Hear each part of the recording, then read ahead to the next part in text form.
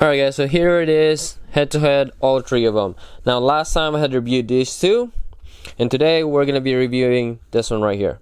Now one thing I learned from last review, this thing does not have a way to override the polarity check, but this one does. So what it is essentially if your battery is fully dead, then you hold this button down, and it'll do that.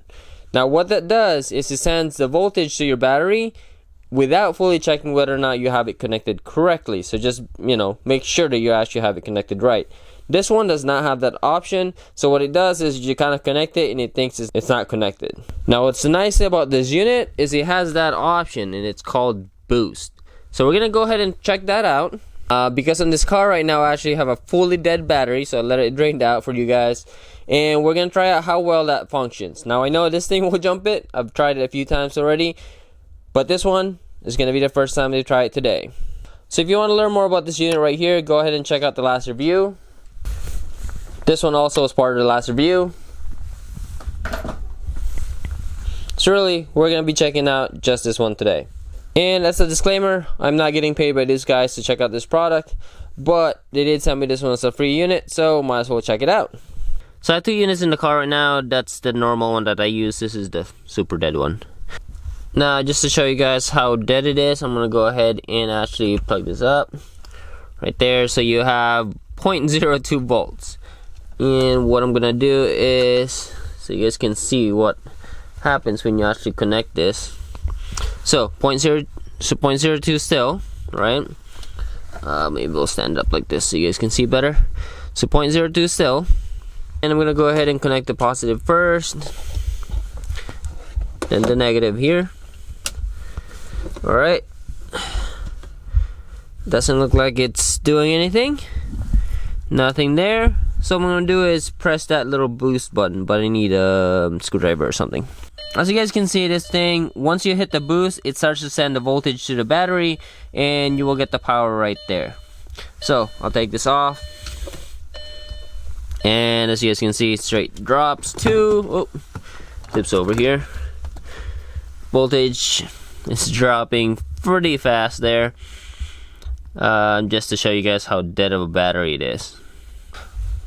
Alright, anyway, we're gonna go ahead and just attempt to jumpstart this now. We're not gonna wait for that to go 0 or 0.2 last time it went down to, and let's see how well this is gonna work out. Alright, I'm gonna go press that boost button again. As you guys see, let's try it.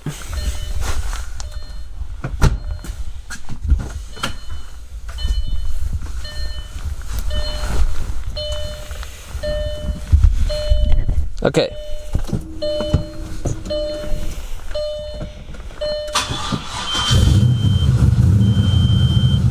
Pretty cool. Alright, here's the third jump start. Okay. Fourth one. Fourth one. Okay, let's try it again. And it's dead. Okay, unplugged the unit. Got about 4 start last time. Let's see how far or how many times I could restart without it, or until it dies out. So that's one.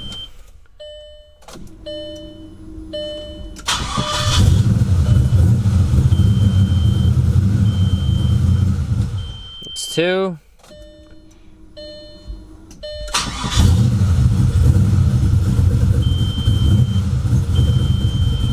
It's 3. Okay, so this time died out again. Alright, after about 7 jump start, it's down to 1 bar. So it doesn't hold that much of a jump start. For emergency, I guess it's okay. You can get as much as 7 jumps. So, what I'm going to do now, with 1 bar left, let's see if I can get it jump started again. Alright, so this makes 8.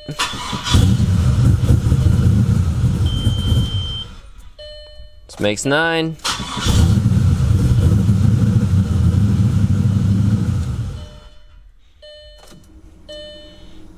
This makes 10.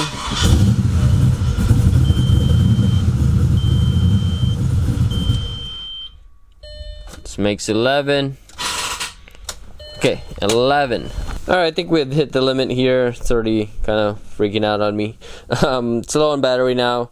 So 11 jumpstart, which isn't too bad considering when you're usually jumpstarting something, you don't need to jumpstart it that much. To sum this up, let's start with Enoku. Now, if you can afford this unit, I would definitely highly recommend this unit. But again, the price for this is a lot more expensive than these two. With this unit, it's kind of nice to have that boost function, because even if you have a fully dead battery, you could still jumpstart a car. With that, you can't, which is kind of odd to me. I got about, I think, 11, if I remember right, 11 jumpstart before the unit finally died. So that's not a whole lot. The thing with this one, and it's kind of the same with Enoku, is it doesn't tell you percentage, it tells you bars. At least with this, I know I could jumpstart a lot with 4 bars. With this, I didn't realize I could only do it 11 times. Now with this unit, at least it tells you a percentage, like 64%. Although with that unit, once it hits 50%, it's kind of like on the iffy side. And since you don't have like a boost function or a way to jumpstart if the battery is completely dead, it's kind of almost useless when you get to that point. Now for the price, this is definitely not too bad considering what you could do. I mean, 11 jumpstart, that's more than plenty to get you going. Alright guys, this pretty much sums up the review. Hope you find this a little bit informative, and hopefully you guys have more of an idea of what you will get when you buy a unit like this.